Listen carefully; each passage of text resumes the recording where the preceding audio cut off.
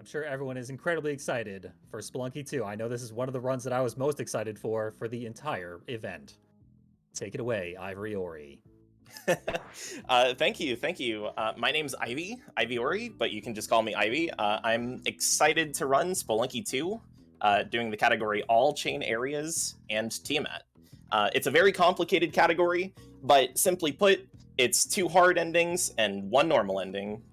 And I have my co-commentator, Radikun, with me. Hello, I'm back. I'm ready to be silly. I guess that's it. I mean, I guess let's give a quick intro on Spelunky. It's a true roguelike, so it's like every single time you start a new game, it is completely from scratch. You carry nothing over from game to game. The first minute you play this game could be the same run that you achieved, 1,000 hours into this game. So really all you're gaining along the way is experience, knowledge, muscle memory, reaction timing, and Ivy, if you don't mind me asking, how many hours would you estimate you've put into this game? Right now, I'm sitting at about 3,270 hours, so that's quite a handful. Yeah. Spelunky 2 and Spelunky HD are both action platformers that have puzzle elements as well as just generally being known for their hard difficulty. And I'm ready to start this run. Yeah, there's a lot to explain, but I mean, we're just gonna give Ivy as much time as possible because we do not know what's about to happen. So I'll try to keep up as we go. Yeah, whenever you're ready, Rad, or if we have to go ahead. Okay. Count me down. 3, 2, 1, Spelunky. Yeah, so fantastic. Every run is going to be starting from the base shortcut, which puts you at 1-1. And the premise of Spelunky is that every run is different, just as Rad said.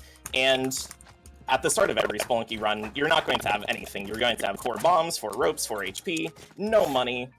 But if you make it to 1-2, you're going to see a shop. And the shop can range from any sort of quality, from being absolutely nothing, just unusable, actually having something that you can equip, something that you can hold, something that you can, use for your advantage. And since this is all chain areas, we will be visiting Volcana, Jungle, Abzu, Duat, going to Sunken City twice, hopefully, and after that, we're going to be doing an any percent run. So this is quite the marathon. Blizzard. Yeah.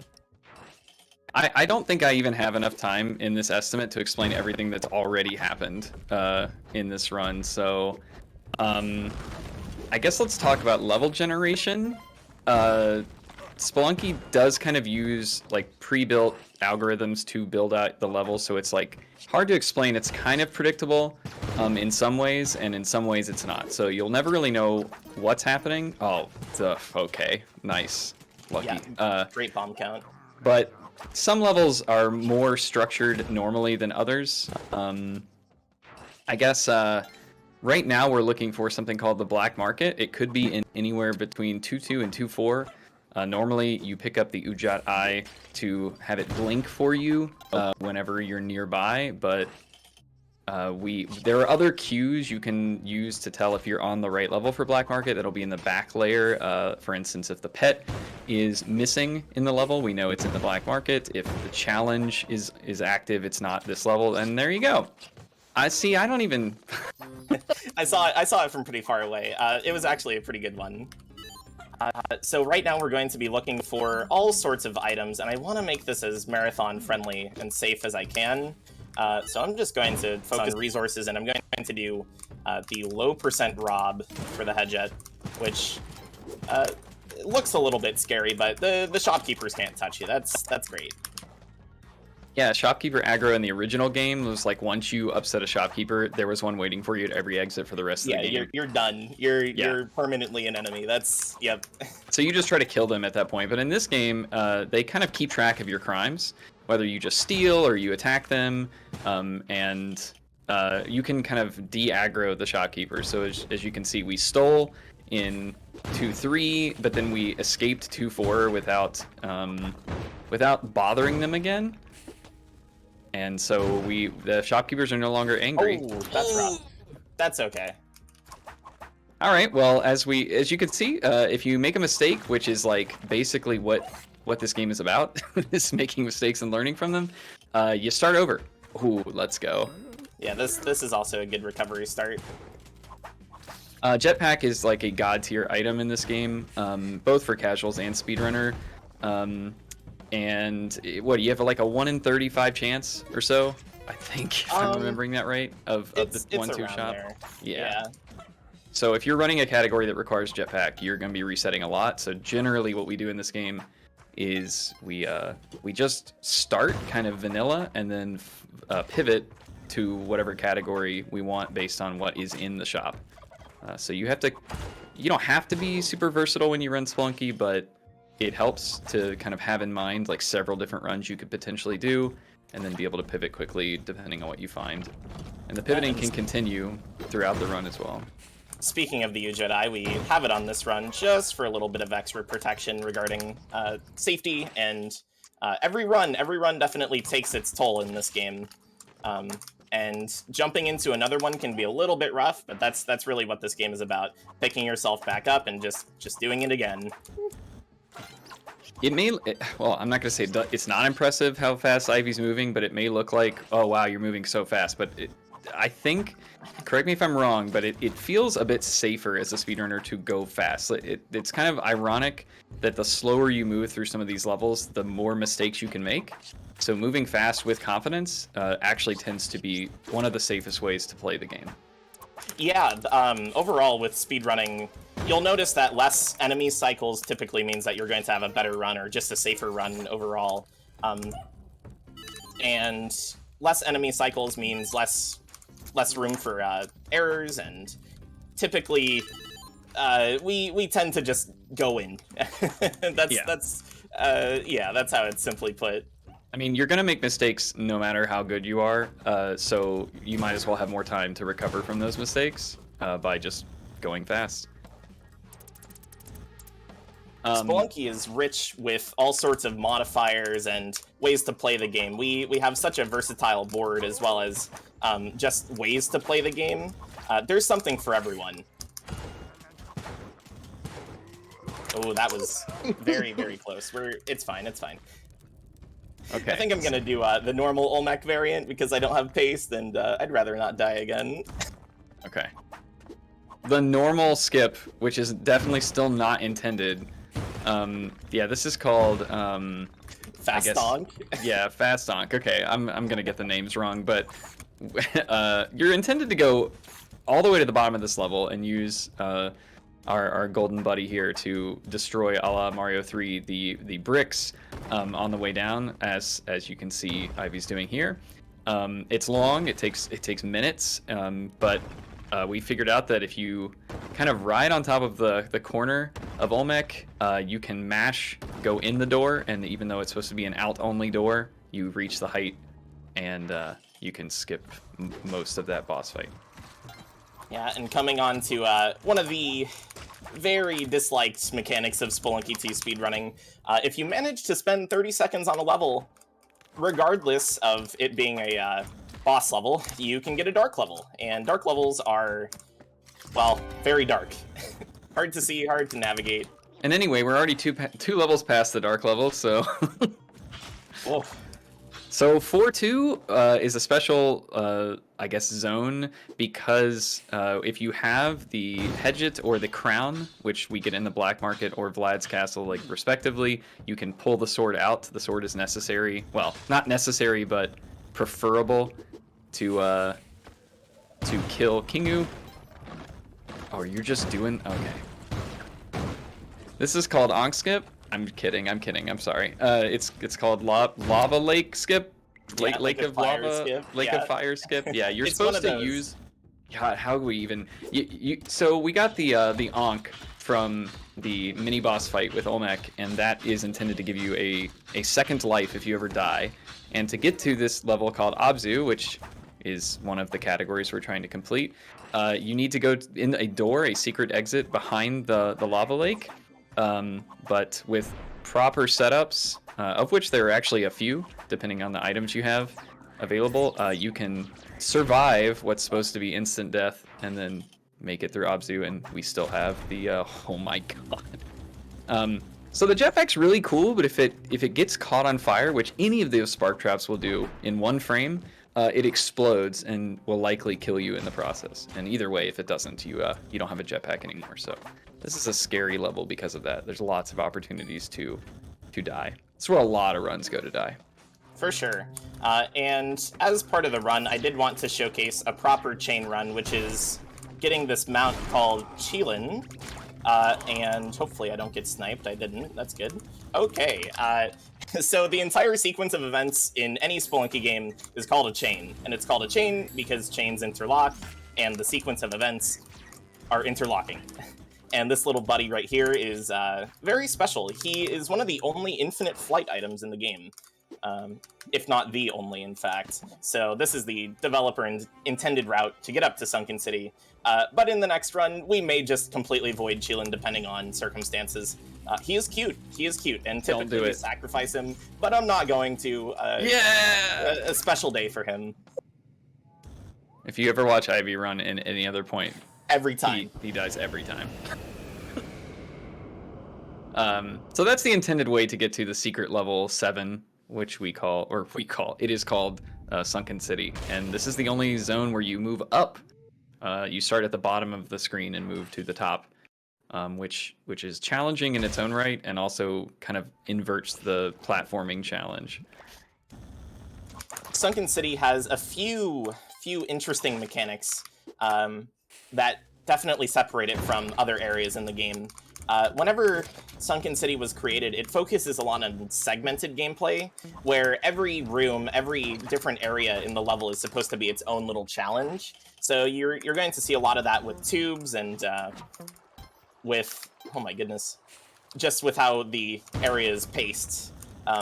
There's a lot of different traps in this area. There's arrow traps, there's spear traps, there's bubble wrap. If you get caught in the bubble wrap and you're not whipping, you get crushed instantly, and that's not very fun. Also, all these arrow traps are poisoned, so if you get hit by the arrow, you start losing 1 life every 30 seconds. Yeah, that's also typically a run killer on your first visit to Sunken City. I don't think that you expect arrow traps to be in Sunken City, and we're already onto the boss Hundun. Hundun's a pretty interesting boss, definitely atypical for Spelunky formula, where in most boss fights in this game, you approach them, but instead, Hundun's a chase sequence, which is very interesting. I have an auto-scroller, but like you can fight Hundun within, what, about 20 seconds? Or start to fight about 20 seconds in. Yep. And this arena does not look good, so... Yeah, it's a bad generation for this. Not a lot of openness, very claustrophobic, and a lot of water. So we're going to try to kill Hundun with a stomp, I believe, and the water cancels out your gravity, so that is a problem. I think I have to wait here because this is... I can actually show this off. In this version of the game, Hundun tends to hurt himself. Yeah, this is a pretty rough, this is way too much water, yeah. The quick kill is like bombs, right? But yeah, pace bombs. When you go fast, you don't always get the stuff you need, and you have to improvise. That's okay though.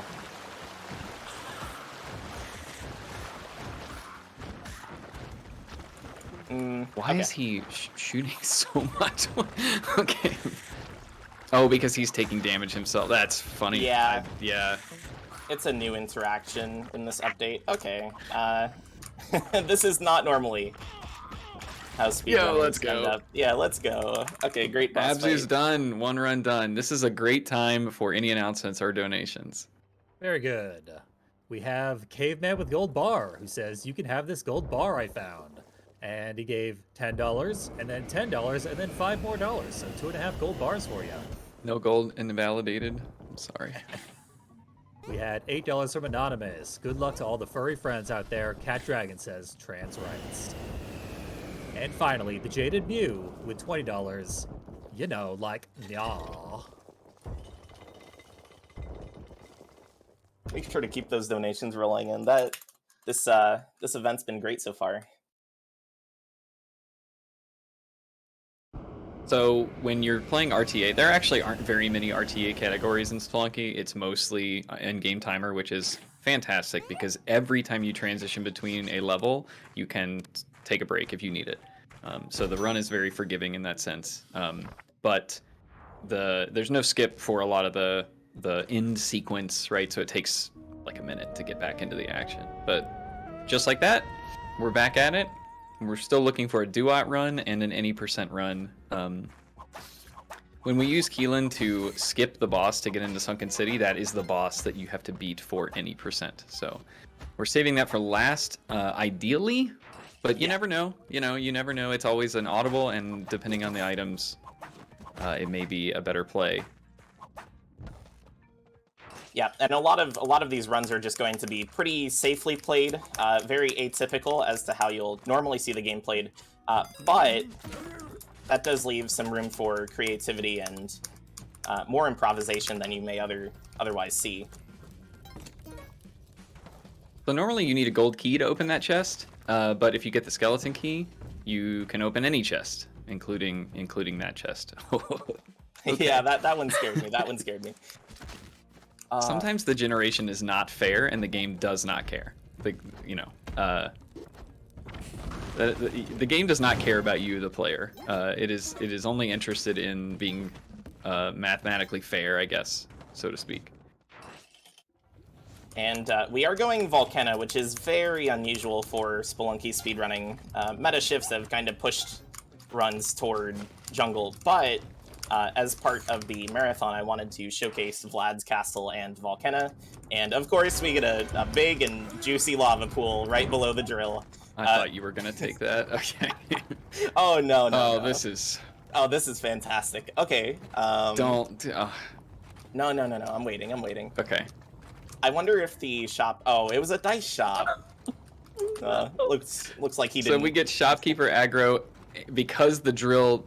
Yeah, a lot of the game has sort of interactions that just like process whether you... Oh man, that's rough.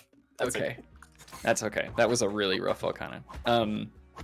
Yeah, the game, like, you know, there are a lot of systems interacting whether you cause them or not, and there's a lot of invisible systems at work in the game, like trying to figure out who's to blame for certain actions happening. Like if a shopkeeper takes damage, he won't automatically assume it's you unless the game thinks it is your fault. And it usually is your fault. That drill, I guess, is worth mentioning. Only activatable if you have the Ujat Eye, which you collect, you know, in this area. If you don't have it, it still doesn't prevent you from getting down to sort of the secret area at the bottom of the map. You just have to find a more creative way to get down there with like extra bombs or a crush trap or something like that.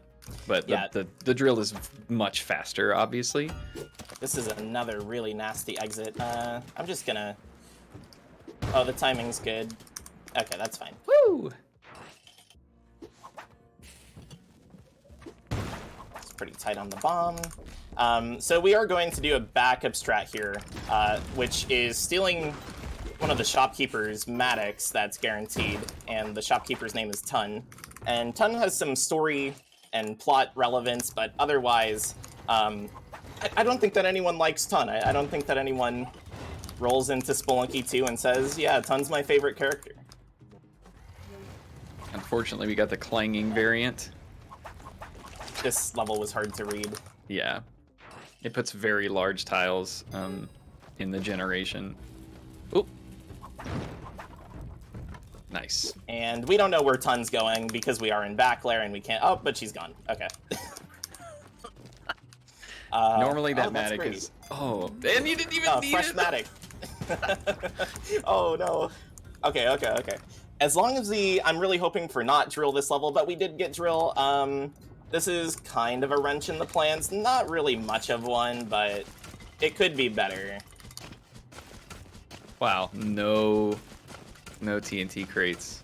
Okay. I'm not super bothered about it because this is a fresh Matic and Vlad's castle is right here, and So there's one of the alternate ways to not use the drill. yeah, which is definitely less full of lava. So that's kind of a... Oh man, I don't even want to bring that up now because we're in and out of Vlad. So that's Vlad. You can normally get a cape from them that gives you a double jump and the same effect as the yellow cape. But we have a jetpack, so yeah. there's yeah. We And really we're just need the forgiven. crown because the crown is what's gonna allow us to continue the chain in Temple.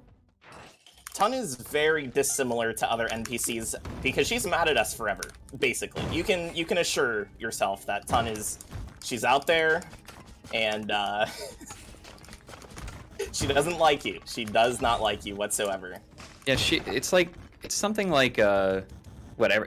After 30 seconds, she just shows up at the beginning of a level. Yeah, if she doesn't exist on the level already. Yeah. And she has a live system instead of shopkeepers being on a per level basis, which is rather unique. Yeah, so those bomb throws that Ivy threw like right at the beginning of the stage were just to make this sequence a little bit shorter. So this game has like basically no skill ceiling, I think is probably accurate. Yeah, that's a great way of putting it. Nice way of putting it. And running into Temple, this area is extremely volatile, extremely dangerous. Your run can just crumble instantly due to a mismeasured calculation, or you may have not even seen what was coming at you. But that Anubis's level is great. Anubis is a mini boss of sorts that has 20 HP, so 2 bombs does him in pretty easily. And this is City of Gold. This is where you would normally go at the end of Spelunky HD, but it is put in the middle of Spelunky. Oh, you died. too. Yeah, I'm gone. Oh, what Man. happened? Oh, where am I? Yeah, this is another secret area. This is Duat, and you cannot skip into Duat. There's no way we know of, and probably will never know, of saving your Ankh. So if you run Duat, you are one life after this. Which in Abzu you're going to be facing threats as your jetpack blows up, but I'm gonna quad cook right here. So, oh, I didn't. Okay. Also, yeah. the snake was APEP, and I just wanted to let you know that's their name. There you go. That's okay. And The the quad jetpack cook didn't has work. careened. Oh, you got this. You got this. Okay. It's You not always so get a bad. jetpack from here, by the way, so that's kind of the benefit. Ivy just opened the journal to quickly look at the description of that tablet that dropped. That's how we find out which of the Ushabti to pick up in the 6-2 back layer. There are 100 of them, and only one is correct. That's what Keelan comes out of. You can technically guess. It's possible. You have a 1 in 100 chance of getting it right, but that's the only surefire way to know which one it actually is on this seed. Not a bad 6-1. Very, very friendly, actually. I am going to peek inside of the Ushabti door just in case it's a nice one. As much as I want to see jetpack skip, Okay, I saw 2 smiling onyxes, but no smiling onyx snake. Unfortunately, in both Abzu and Duat, there is a good bit of RNG as to where like the correct answer is located. So Yeah. that run can be a little brutal. You can be on extremely good pace and, just not find the Ushabti. Okay, I'm just gonna let you do this, but I'm not gonna say it's easier than it looks, but it's definitely something that like once you learn it can become a lot more automatic. But you don't need Keelan to get to Sunken City. There's various ways to do it. This is gonna look really scary, and trust me, until you've done it several times, it's pretty scary. And that was the no side strat variant, which is harder on the mashing but easier on the execution. Yeah, there's like fuel until you touch your feet on the ground for the jetpack. and there's like almost literally just enough fuel if you mash in a very specific rhythm to get you up that far. Like, it is insanely difficult to manage the fuel to get that high. You usually fail several tiles short of that and have to use a rope, which makes it a lot more consistent. And once again in Sunken City is extremely variable due to the tubes. Typically runs will be bombing through tubes, which you get iframes whenever you're in a tube. So it looks pretty crazy the first time, just because the logic there doesn't really apply. Blowing up is a bad thing in Spelunky. Yeah.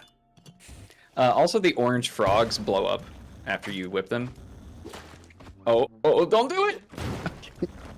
I didn't even need to go through this tube. Okay. That was actually a very gracious Sunken City.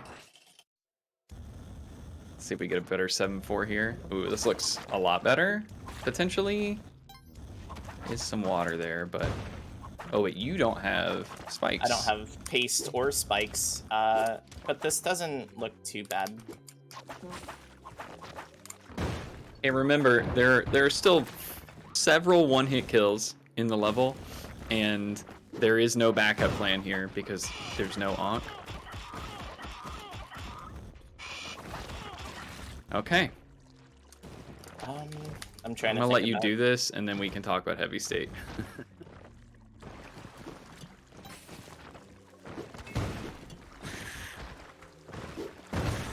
I got him twice there. Yeah, I think you got Oh. maybe 5 left or so. Okay, Hundun's dead. Yes. Okay. Hundun, if you don't have specific items, is just a complete mess, and that's, you know, it adds a little bit of fun to your runs, you could say. Jeez. 1-2, absolutely outdone. Yeah, Now just only start any 90%. percent. Yep.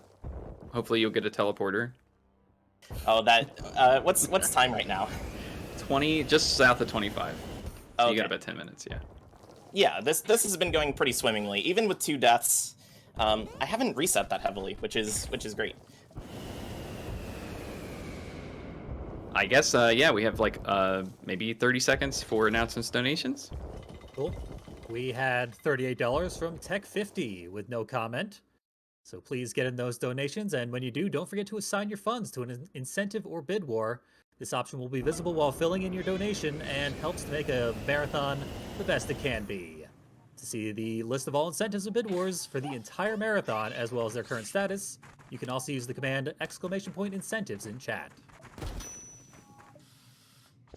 Very nice. I haven't brought it up yet, but I do want to point out just before the run ends here that we are all probably watching Ivy's character on screen as it moves around the level, but Ivy's actually looking well ahead because you're like navigating the generations requires you to kind of like spot things well ahead of the character. So I think, correct me if I'm wrong, but you're pretty much never actually looking at your character, right? Yeah, this game is almost entirely periphery, which is a really weird explanation of how this game works. You're never looking at your character, just because the camera always moves at a constant rate, and I do actually have a teleporter, so I don't want to botch this, but... I cannot believe you got a teleporter. Let's go. This is a treat, folks. Jungle, okay, sure. It'll be fast. How can I explain easily how teleporters work? They have rules, like they go a certain number of tiles. They don't always go the same number of tiles down, up, left, and right. They will try to position you up, I think, 3 tiles. So if you teleport into a block that would have killed you, you don't remove the block. It would normally kill you, but it'll try to position you up 3 tiles. But if the 3rd tile up is still a block, then you just telefrag yourself. Oh, we're gonna get the 3 frame? Okay, so you have to teleport down there to be guaranteed to not die within the first 3 frames of the jump, or there's a chance you will get telefragged on the bottom because of, yeah, okay. Well, so that's in a very advanced strat.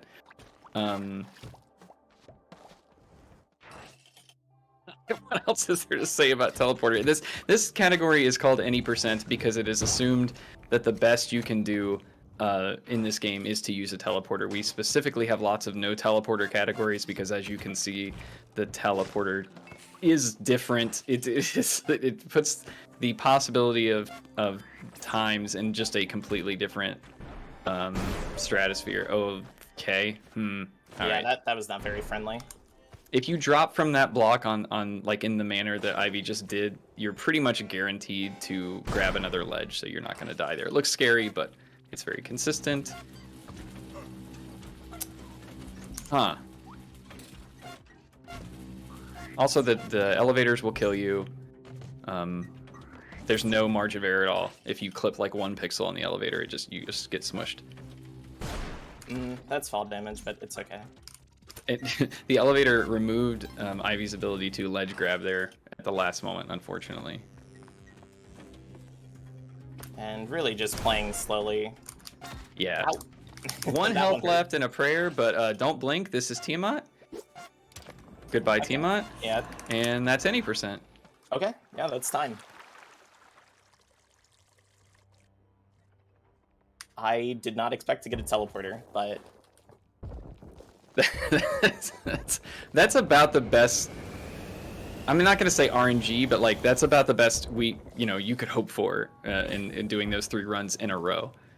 They could obviously be faster, but I'm speaking a little bit for Ivy, but that's good. That worked out well.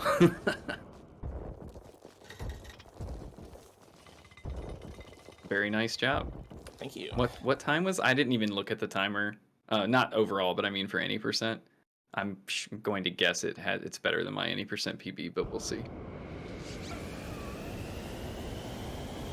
Always in suspense too. Whenever you finish a run, it kind of hides the in-game timer until right now. Oh yeah, 23? it's about Yeah, a minute that's faster. That is not an bad at all. insanely good any percent time. For a marathon? Are you kidding me? Wow. I could try to do a low percent run if the timing permits it, but That's a good question. I don't know how far ahead or behind we are. Okay.